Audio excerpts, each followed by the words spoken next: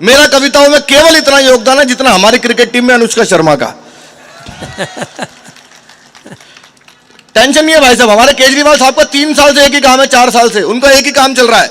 सुबह सुबह उठो, नहा धोकर शीशे के सामने जाकर डेली एक ही डायलॉग, एक बार दिल्ली पुलिस मुझे दे दो ठीक कर दूंगा, एक बार दिल्ली पुलिस दे दो ठीक कर दूंगा, इसको ठीक कर दूंगा, एक बार दिल्ली पुलिस मुझे दे दो। मैंने कहा जी दिल्ली पुलिस भी आपके बारे में यही कह रही है। वाह, एक बार दे दो बस, ये टेंशन चल रही है। आप दिल्ली में आओ भाई साहब, इतने बड़े बड़े होर्डिंग मिलेंगे आपको, चौराहे चौराहे पे लगे हुए हैं, उस पर लिखा हुआ है डेंगू का मच्छर साफ पानी में भी पनप सकता है, नीचे केजरीवाल जी का फोटो। हमारा भाई साहब किसी पार्टी से कोई लेना देना नहीं है, मैं सच बता रहा हूं। हम तो दिल्ली में रहते हैं, नेताओं में घिरे हुए रहते हैं। मुझे याद है दिल्ली में 4-5 नेता किसी गांव में दौरा कर रहे थे, सबकी गाड़ियां आपस में टकरा गई, सारे चल बसे।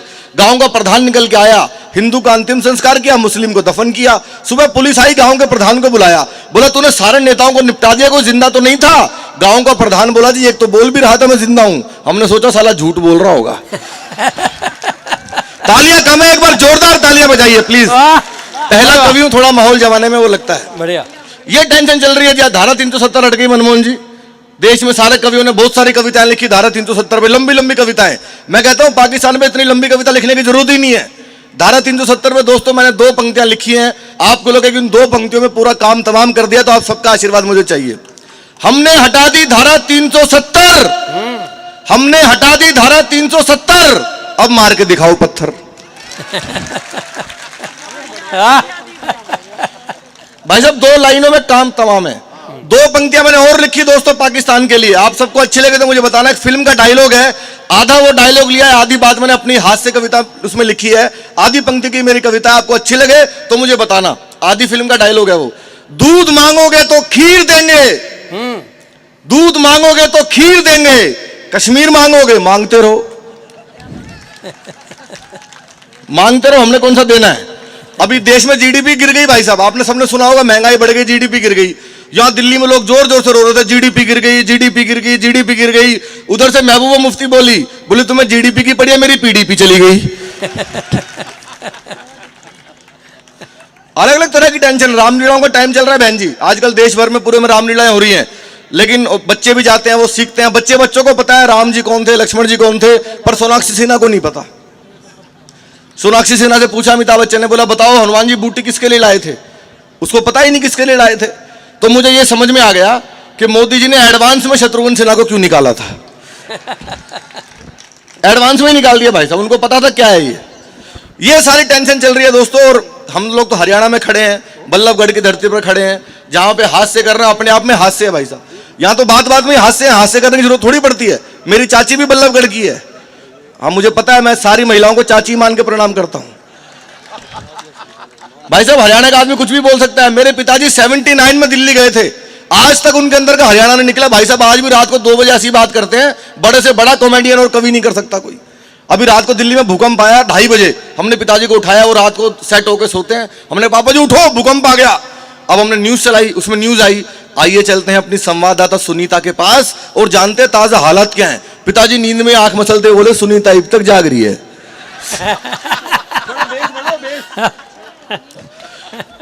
बहुत अच्छे दीपक, अरे भाई वाह क्या बात है, बहुत अच्छा भैया, बढ़िया। छोटी माला, हाँ ये चिंगारी बैठी है इसके जितनी माला है ये। बहुत हरियाणा का भाई साहब ऐसे ही मामला चलता है, कुछ भी बोल देता है आदमी कहीं भी और उसमें सब में लाफ्टर पैदा होता है। इतनी भारी संख्या में रात के लगभग 11:30 बजे इतनी हमारी माताएं बहनें कविताएं सुनने के लिए बैठी हैं, मैं उन सबको प्रणाम करता हूं। लेकिन भाई साहब बड़ा खतरा हो जाता है जब ज्यादा महिलाएं सामने बैठ जाएं। महिलाओं को हंसाना बड़ा मुश्किल काम है, इतना आसान काम मत समझना। महिलाओं को हंसाना भाई साहब दुनिया में सबसे मुश्किल काम है। मेकअप करने वाले भी समझा के भेजते हैं, ज्यादा हंसोगे तो चेहरे के पीओपी की हमारी कोई गारंटी नहीं। आप किसी भी महिला से पूछ लो भाई साहब, अपनी उम्र कोई ठीक नहीं बताएगी। किसी से पूछ लो आप, कोई नहीं बताती भाई साहब अपनी उम्र ठीक, किसी से पूछ लो। कईयों को तो मरने के बाद पता लगता है कि मुझसे बड़ी थी, कोई अपनी असली नहीं बताती। एक आध कोई हमारी गौरी मिश्रा जैसे ईमानदार होते हैं जो बता देती है 48 हो गए, हर कोई नहीं बता पाता।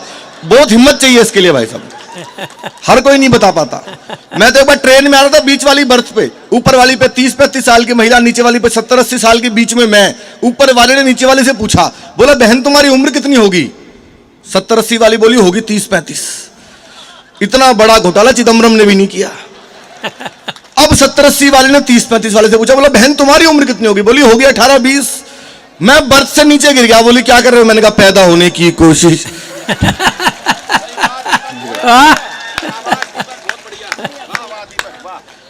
बहन जी बच्चे ऐसे ही भागते होंगे अगर रोज, तो जिस दिन कवि सम्मेलन नहीं होता होगा तब कहां भागते होंगे? मैं तो ये सोच रहा हूं। ये मामला भाई साहब मिला। अच्छा मेरी तो अभी शादी हुई नहीं, हुई क्या, हो ही नहीं रही। मुझे पता है भाई साहब शादी के बाद क्या होता है। शादियां होती है, पत्नी अपने पति को बुलाते हैं, इधर आ भाई। वो बेचारा ऐसे जाता है जैसे चुनाव हार के नेता अपने ऑफिस में जाता है। ये दोस्त तेरा बहुत खराब है, इससे बात करना बंद कर, वो उससे बात करना बंद कर देता है। कल से ये खाना बंद कर, वो पीना बंद कर, सट्टा लगाना बंद कर। वो सब कुछ छोड़ के बिल्कुल सुधर जाता है ना। अचानक रोमांटिक होकर बोलती हैं, अब आप पहले जैसे नहीं रहे। बेचारा पहले जैसा कहां से रहेगा? सॉफ्टवेयर तो पहले ही फॉर्मेट हो गया उसका। ये मामला है। हरियाणा में मैंने बताया कोई लाफ्टर की जरूरत ही नहीं है। मुझसे पहले गौरी मिश्रा जी आई, उन्होंने इतनी अच्छी सरस्वती वंदना की, मां सरस्वती की इतनी अच्छी वंदना की। उनके तुरंत बाद मुझे बुला दिया। आपको बिल्कुल ऐसा लग रहा होगा जैसे सानिया मिर्जा के बाद मलिंगा आ गया हो। अच्छा देखो, मुझे मलिंगा सुन के एक दो अंकल वे भी हंस रहे हैं जिनकी अपनी खोपड़ी जयसूर्या के जैसी है।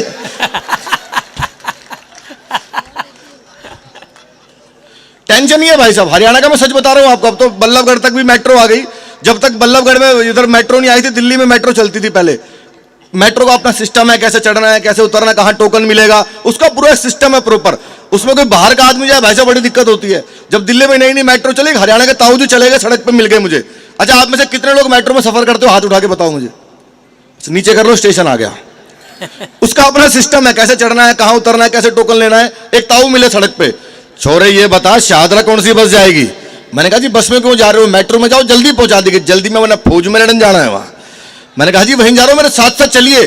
ताऊ जी गन्ना चूसते हुए स्टेशन में घुसने लगे। एक पुलिस वाले ने रोका, बोला ये गन्ना अंदर नहीं ले जा पाओगे आप। क्यों भाई? अंदर रस नहीं निकलेगा इसका। रस तो निकलेगा, अंदर खाना अलाउड नहीं है। ले फिर पकड़ कर बैठ जा, वापसी में साबुत चाहिए मेरे को।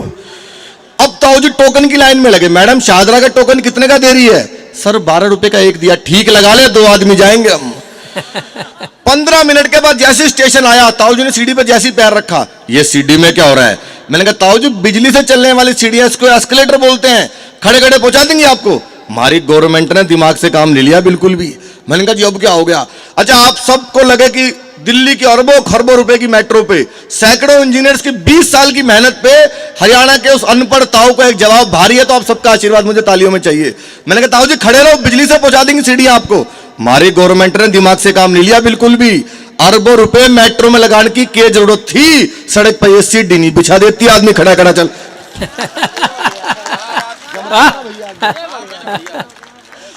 ये टेंशन है सर। लेकिन चूंकि चुनाव का माहौल है, आजकल पॉलिटिक्स चल रही है, तो पॉलिटिक्स पर मैं राजनीति पर आपको अच्छी अच्छी चीजें सुनाता हूं। मैं आप सबको सबसे पहले बता दूं, ये भी राजनीतिक बात है भाई साहब। मेरा नाम है दीपक सैनी और मेरा राजकुमार सैनी से कोई लेना देना नहीं है। टेंशन चल रही है भाई साहब पॉलिटिक्स की। देश के बड़े बड़े नेताओं को दोस्तों मैं आपके इस मंच पर प्रस्तुत करूंगा। आपको लगे कि वे सारे नेता आपके बल्लभगढ़ में महाराजा अग्रसेन जी के मंच पर आ गए, तो आप जितनी तालियों से सुनेंगे मैं डबल ताकत आपको लगा के सुनाऊंगा। हर नेता का अंदाज अपना अलग होता है, भाषण देने का सबका स्टाइल अपना अलग होता है। मैं कुछ नेताओं का अंदाज आपको बताता हूं, वे लोग कैसे भाषण देते हैं। एक दो आपके इलाके के नेताओं का भी बताऊंगा मैं। एक बिहार में नेता है लालू यादव, आप सब जानते होंगे, सबसे ईमानदार आदमी भाई साहब। जिस जेल का उद्घाटन किया था उसी में बंद रहे। लालू जी का अपना स्टाइल है भाषण देने का। पिछले दिनों भाषण दे रहे थे, 1 घंटे भाषण दिया। सामने से एक लड़का उठा, एक लाइन में लालू जी को निपटा दिया। एक लालू जी जैसी माइक पे आए, नरेंद्र मोदी, नरेंद्र मोदी, भाइयों बहनों तब नरेंद्र मोदी, कब अच्छा दिन आएगा, कब? नीचे से एक लड़का उठा, बोला जी 9वीं फेल आपका लड़का उप मुख्यमंत्री बन गया था, और कितने अच्छे दिन लोगे। और कितने अच्छे दिन लोगे भाई साहब। एक नेता है नवजोत सिंह सिद्धू, आप सब जानते होंगे। मैं लाफ्टर 3 में सबसे यंग पार्टिसिपेंट था। हम लोगों को माइक ले जाकर रखना होता था, सिद्धू जी को हंसना होता था, पर वो हमसे पहले ही भाषण देना शुरू हो जाते थे। और आपको पता है दोस्तों, एक बार सिद्धू जी भाषण देना शुरू कर दें, या तो भगवान रुकवा सकता है या इमरान रुकवा सकता है। एक नया लड़का आया, उसने जैसे ले जाके माइक रखा, गुरु मैं कहता हूं तुझ में वो बात है, तू ही है जो सागर को नदी, दशक को सदी बना देगा। बुरा माय डियर फ्रेंड, तुझ में वो कला है, नदियां नाले पर्वत झरने का अगर सागर। वो बंदा डर गया, बोला जी माफ करो मैं तो माइक टेस्ट करने आया था।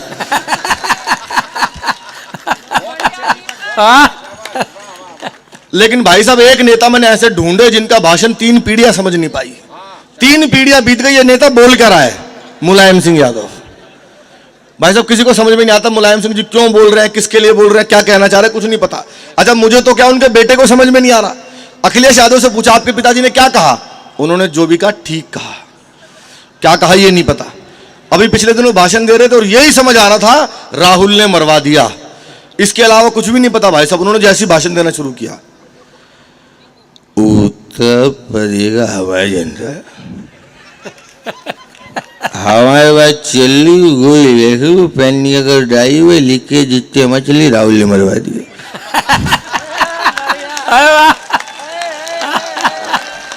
बढ़िया, क्या बात है, क्या बात। कुछ नहीं समझ आया भाई साहब। मैंने थोड़ी टीवी की आवाज तेज की, मैंने कहा शायद समझ में आ जाए, वो दोबारा शुरू हुए। हमारे बेटा अखिलेश उत्तर प्रदेश की चली गोली ले पैनी पे लिख के जितने हमारे मोदी की जैसे हमारे राहुल ने मरवा दिया। मुझे भाई साहब कुछ नहीं, मैं पिताजी को ले आया, बोला कि मैंने पता नहीं क्या बोल रहा, फिर शुरू हुए हमारे उत्तर प्रदेश की चली गोली ले बात और हमारी लिख के जितनी हमारे पैन निकले राहुल ने मरवा दिया। पिताजी बोले बेटा टीवी बंद कर दे वरना सबको यही मरवा देगा। बहुत अच्छे। ये हर नेता का दोस्तों अपना अंदाज है, लेकिन एक आवाज में आपको ऐसे सुनाता हूं जो आपने शायद कभी किसी कलाकार के मुंह से ना सुनी हो, मेरा दावा है, और आपको मजा आ जाएगा। वो आवाज है, अंदाज है हमारे भारत के रक्षा मंत्री राजनाथ सिंह जी का अंदाज। आपने सबने सुना होगा राजनाथ सिंह जी का अंदाज। मनमोहन जी आपको लगे कि राजनाथ जी आपके इस मंच पर आ गए तो आप मुझे बताना। राजनाथ सिंह जी का भाषण आपने सबने सुना होगा, उनका अंदाज आपने देखा होगा, उनके हाथ बहुत चलते हैं। आपको लगे कि वो यहां पे आ गए, कभी कभी जब लोकसभा में भाषण देते हैं, अभी उन्होंने बड़ा गजब का भाषण दिया कश्मीर पे, बिल्कुल आपको लगा कि राजनाथ जी आ गए। मैं पूरी कोशिश करता हूं राजनाथ सिंह जी कैसे बात करते हैं लोकसभा में। अध्यक्ष महोदय, वाह वाह वाह वाह वाह, पर बहुत अच्छा, बहुत अच्छा। मैं यह कहना चाहता हूं कि पाकिस्तान से अब कश्मीर पर कोई बात नहीं होगी, बात यदि होगी तो पीओके पर होगी, कश्मीर पर अब कोई बात नहीं। वाह वाह वाह वाह भाई दीपक भाई, बहुत बढ़िया। लेकिन दोस्तों एक आवाज है, एक अंदाज है इन दोनों जो पूरी दुनिया में गूंज रहा है, हमारे प्रधानमंत्री आदरणीय नरेंद्र मोदी जी की आवाज। उनका भाषण वैसे सब लोग सुनते हैं। मोदी जी ने कमाल का काम किया, धारा 370 हटाई है, हमारा किसी पार्टी से कोई लेना देना नहीं, लेकिन क्योंकि अच्छा काम एक ऐसा हुआ तो मैं चाहता हूं उस काम के लिए एक बार तालियां बजनी चाहिए। जो धारा 370 जैसे कलंक को हटाने का काम उन्होंने किया है। तब मैंने कविता भी लिखी कि उत्तर दक्षिण पूर्व पश्चिम तक भारत को मिला दिया, तुमने तो आके मुरझाए हुए चमन को खिला दिया। वाह, तुमने तो आके मुरझाए हुए चमन को खिला दिया, जो भी आया टकराने सबको भीतर तक हिला दिया, चाय पिलाने वाले ने सबको पानी पिला दिया। वाह वाह वाह वाह वाह वाह वाह, बहुत अच्छा। और जब हमारे प्रधानमंत्री जी के साथ ट्रंप ने भाषण दिया और उन्होंने यूएन में जब इतना अच्छा संबोधन उन्होंने दिया, तब मैंने लिखा कि चाय बेचने वाले को पीएम बनाया गया, गरीबों में देखो स्वाभिमान बढ़ने लगा, भारत माता की जय के नारे गूंजने लगे हैं, दुनिया में हिंदी का सम्मान बढ़ने लगा, एक स्वर में ही योग दिवस की बात मानी, यूएनओ भी देखो प्राणायाम करने लगा, कल तक बात भी जो करता नहीं था वही अमेरिका तिरंगे को सलाम करने लगा। वाह वाह वाह वाह वाह। मोदी जी का नाम लेती चाय वाला आ गया, अच्छा कॉफी वाला है, अपग्रेड हो गया। हाँ ये राष्ट्रपति भी बन सकता है। जल्दी जल्दी देके चले जाओ भाई, हैं गौरी मिश्रा दूर से भी दिख जाएगी। हाँ, ये देखने आ रहे हैं हमारे बारे में किसी ने चाय नहीं पिलाई। मोदी जी का दोस्तों अपना अंदाज है, जल्दी जल्दी निकल जाओ, और मैं थोड़ी पीऊंगा खड़ा होकर, यार मुझे दे रहा है। मोदी जी का अपना अंदाज है भाई साहब। आपको लगे कि मोदी जी आपके मंच पर आ गए हैं, मैंने अभी मेरे सपने में आए थे मोदी जी, मैंने उनसे देश की और खासकर हरियाणा की बड़ी गंभीर समस्या पे बात की। जितनी हमारी मातृशक्ति बैठी है महिलाएं, उनको बड़ा आनंद आएगा। बहन जी एक बात देखी होगी आपने, पिछले दिनों हरियाणा में सबकी चोटी कट गई, पता है ना आपको? वो आज तक नहीं पता भाई साहब किसने काटी। मोदी जी मेरे सपने में आए, मैंने कहा मोदी जी आप प्रधानमंत्री सैटेलाइट वगैरह से पता लगवाओ किसने काटी, नासा वासा से बात करो। मोदी जी ने चोटी कटने पे भाषण दिया और पीछे पीछे आ गए अरविंद केजरीवाल। आपको लगे कि दोनों लोग यही बोलते तो पूरा लोकतंत्र का उत्सव हम लोग मना रहे हैं, उसको मनाइएगा। पहले मोदी जी आए, मैंने पूछा भाई साहब सबकी चोटी कौन काट के ले जा रहा है? भाइयों बहनों, मेरे देश में कोई चोटी काट कर ले जा रहा है, कोई चोटी काट कर ले जा रहा है भाइयों बहनों, और ये हमारी माता बहनों को केशलेस बना रहा है।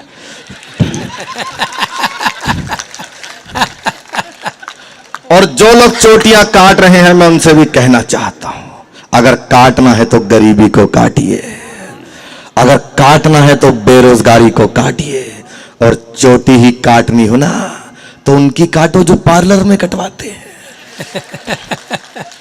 भाई साहब, पीछे पीछे केजरीवाल जी आ गए, आपको लगे पॉइंट और कोमा के साथ वो बिल्कुल यही बोलते तो आप सबकी तालियां मुझे चाहिए हाथ उठा के। मैंने केजरीवाल जी से पूछा, मैंने कहा भाई साहब सबकी चोटी काट के कौन ले जा रहा है? ये नरेंद्र मोदी कटवा रहा है जी सबकी। ये सारी चोटी इस देश के अंदर नरेंद्र मोदी कटवा रहा है और कोई नहीं कटवा रहा, इनके सारे मंत्री गंजे हैं। मैंने कहा आपके भी तो मंत्री गंजे हैं, मनीष सिसोदिया खुद गंजा है। गंजा मत कह देना, मनीष सिसोदिया को गंजा नहीं है वो, गंजा मत कह देना। लोकपाल मांगते मांगते सर का तिरपाल उड़ गया। ये नेताओं का मामला है भाई साहब। लेकिन हमारा इतना बड़ा देश है, कुछ लोग ऐसे भी आए जिन्होंने नेताओं को टेंशन दी, जैसे बाबा रामदेव। बाबा आगे, बाबा ने भी नेताओं को भाई साहब बहुत टेंशन दी। राजनीति का अभी चुनाव का माहौल है, बाबा ने एक बार ऐसी मंच बनाया हुआ था, सबको योग सिखा रहे थे। अचानक बाबा की एक आंख फड़कने लगी। किसी ने कहा बाबा आपकी आंख में कुछ प्रॉब्लम है क्या? नीचे बैठ जा, कपालभाती कर रही है। तभी उनके पास एक फोन आया, बोला देश के सारे नेता आएंगे, अपनी अपनी समस्याएं बताएंगे। बाबा ने कहा बुलाओ सारे नेता सामने। बाबा मंच पे, नेताओं ने कहा बाबा हमें भारत से करप्शन खत्म करना है, क्या करें बताओ? कुछ नहीं करना, पहले चटाई बिछाओ। अब अपना पेट धीरे धीरे अंदर करें, इतना भी नहीं कि वापस आए तो किडनी भी पहचानने से इनकार करे। तब एक नेता खड़ा हुआ, बोले बाबा पेट अंदर बाहर करने से करप्शन कैसे खत्म होगा? करता जा, पेट तो कम होगा। बाबा ने अनुलोम विलोम कपालभाति प्राणायाम खूब करवाया। एक दिन अचानक उठे, बाहर निकल के देखो करप्शन बिल्कुल खत्म हो गया। किसी ने कहा बाबा कैसे हो गया? तुम सारे यहां बंद हो, फैलाएगा कौन? बहुत मन से आपने सुना दोस्तों। पुरुषोत्तम जी बैठे हैं सामने, सर एक आधी फोटो ले लो मेरी वहां से, बैठे बैठे कुछ तो करो, खाली बैठे हंस तो रही नहीं आप, तो फोटो ही ले लो। मनमोहन जी एक दो छोटी छोटी कविताएं मैं आपको सुनाता हूं, क्योंकि आपने कवि सम्मेलन के इस मंच पर मुझे बुलाया है और बल्लभगढ़ की धरती पर खड़ा हूं, हरियाणा की धरती जहां पर गीता जैसा ज्ञान दिया गया, तो मैं चाहता हूं एक आध छोटी छोटी कविता आपको सुनाऊं। आजकल जो हमारे धर्म के नाम पर जितना आडंबर हुआ है वैसा पिछले 10-12 सालों में उतना कहीं नहीं हुआ। ये कविता मैं हमारे अशोक बत्रा जी को समर्पित करता हूं, क्योंकि हमारे आज के मंच के डेरा प्रमुख वही हैं। आपको लगे कि कविता के माध्यम से ऐसे भी व्यंग किया जा सकता है, तो आप सबका आशीर्वाद मुझे चाहिएगा अशोक जी। स्वागत। मैं अपने दफ्तर में खुशहाल बैठा था, अपनी किस्मत पर खूब बैठा था, अचानक अपने भाग्य पे मलाल आ गया।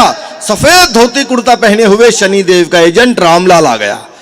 उसके हाथ में छोटी सी बाल्टी, उसमें सरसों के तेल में डूबी शनिदेव की मूर्ति। वो मूर्ति मुझे एकटक घूरती। तभी वो आदमी बोला जय शनिदेव, बाल्टी में कुछ मनी दे। मैंने कहा न दूं तो? बोला देना पड़ेगा, तेरा भाग्य कीचड़ में पड़ा है, उस पे शनि चढ़ा है, तू जैसे ही 1 रुपया चढ़ाएगा शनि अपने आप उतर जाएगा। मैंने कहा अबे दोनों आंखों वाले अंधे, धर्म के गोलक धंधे ध्यान से देख, मैं अपने दफ्तर में पंखे के नीचे आराम से हूं, तू हट्टा कट्टा होके भी बाल्टी लेकर भिखारी की मुद्रा में खड़ा है। बता शनि किस पे चढ़ा है? वाह वाह वाह वाह वाह, बता शनि किस पे चढ़ा है? वो मुझे घूर के बोला मैंने इतनी दुकानों का दौरा किया, किसी ने पैसे, सरसों का तेल, किसी ने कुछ भी नहीं दिया, पर ऐसा करारा जवाब आज तक किसी ने नहीं दिया। आप कौन हैं? मैंने कहा मैं कवि हूं, मैंने कहा मैं कवि हूं। बस कवि सुनते ही वो आदमी भोंपू सरीखा, पूरा जोर से चीखा, माफ करना भाई, मैं आपको पहचानने में धोखा खा गया था, आप तो खुद शनिचर हो। मैं आदमी समझ कर आ गया। वाह वाह भाई वाह, बहुत अच्छा, बहुत अच्छा दीपक। एक और 1-1.5 मिनट की छोटी सी कविता अंतिम सुनाकर अपना स्थान लेता हूं, क्योंकि समय भी बहुत हो गया और कार्यक्रम को बिल्कुल बहुत सारे कवि भी आप लोगों ने थोक में बुला रखे हैं। बिल्कुल एक छोटी कविता सुनाता हूं। आजकल वो भी बहुत ऐसा टॉपिक है जिस पर कोई कवि नहीं बोलना चाहता, मनमोहन जी, ना कोई नेता बोलना चाहता, किसी में हिम्मत ही नहीं है। लेकिन कवि सम्मेलन का दोस्तों एक मंच ऐसा है जहां से वो बोला जा सकता है, बात इशारों में कही जा सकती है। वो टॉपिक है इलेक्ट्रॉनिक मीडिया। यहां पर भी हमारे मित्र बहुत सारे मीडिया के बैठ, अरे भाई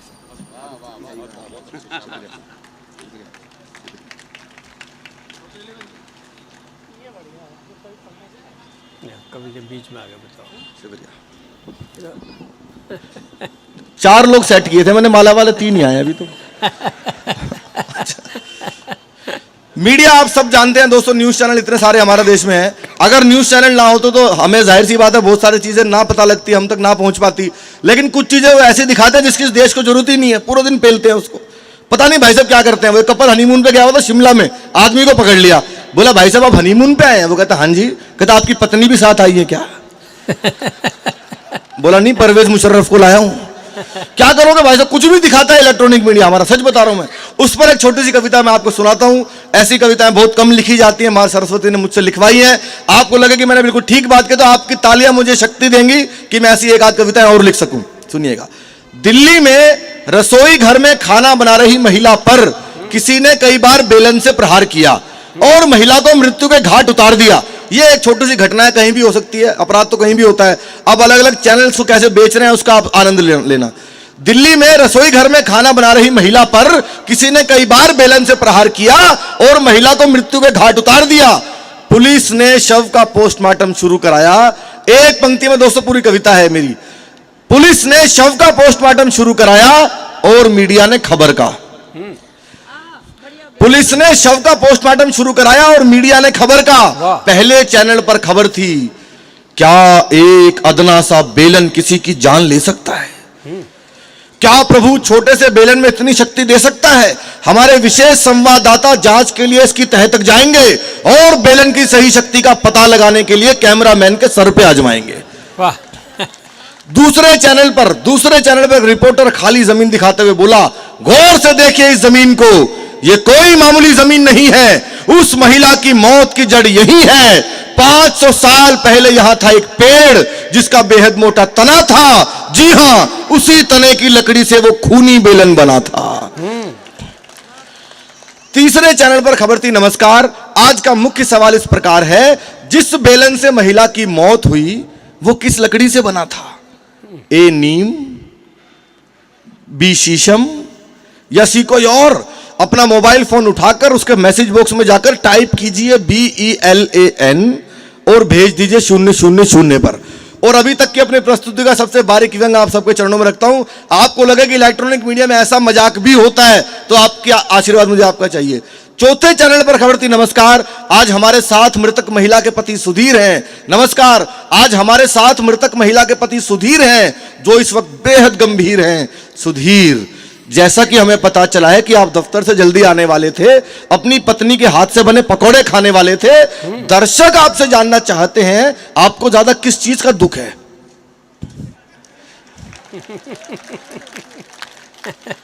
जैसा कि हमें पता चला है कि आप दफ्तर से जल्दी आने वाले थे, अपनी पत्नी के हाथ से बने पकौड़े खाने वाले थे।